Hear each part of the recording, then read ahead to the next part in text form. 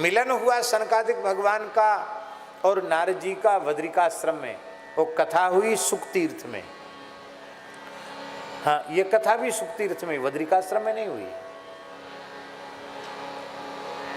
हरिद्वार में भी नहीं हुई।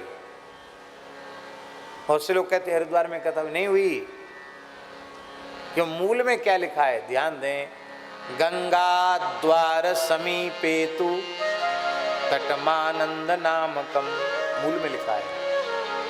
तो गंगा द्वार में होती तो गंगा द्वारे कहते, गंगा द्वार समीपे नहीं कहते।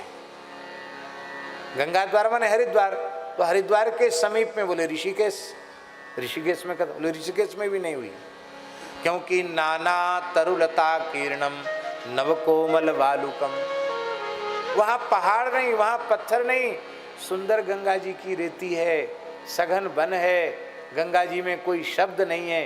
तो ये जो लक्षण हैं वो ऋषिकेश के नहीं है, ये सुखतीर्थ के लक्षण हैं, जहाँ नाना तरुलता किरणम।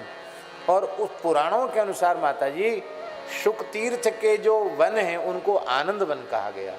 तटमानंद नामकम, गंगा जी के उस तट का नाम आनंद तट है। यद्यपि वर्तमान समय में श्री गंगा जी की धारा दूर चली गई है, एक दूसरी नदी की धारा है, वो सुकताल में होकर के निकलती है और आगे जाकर गंगा जी में मिल जाती है। अभी सुकताल के संत बहुत प्रयास में लगे हुए हैं कि गंगा जी की मुख्य धारा सुकताल में आनी चाहिए, क्यों पहले वहां प्रवाहित होती थी। वर्तमान में प्रदेश के मुखिया योगी जी हैं, संत स्वरूप में हैं, उनसे संत समाज को बहुत आशा है। हम भी संतों की भावना के साथ खड़े हैं।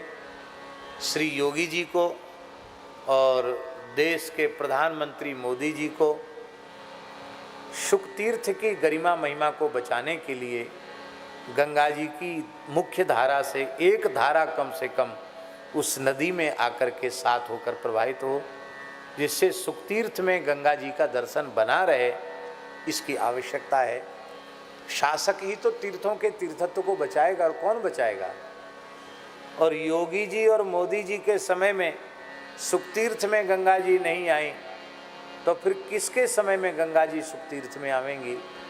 इसलिए इसी पंचवर्षीय में हम व्यासपीठ से आग्रह करते हैं कि इसी पंचवर्षीय में प्रदेश के मुख्यमंत्री योगी आदित्यनाथ जी को और देश के प्रधानमंत्री श्री माननीय नरेंद्र भाई मोदी जी को कम से कम सुकताल का ये काम तो जरूर कर देना चाहिए कि गंगा जी की मुख्य धारा सुख तीर्थ में आवे।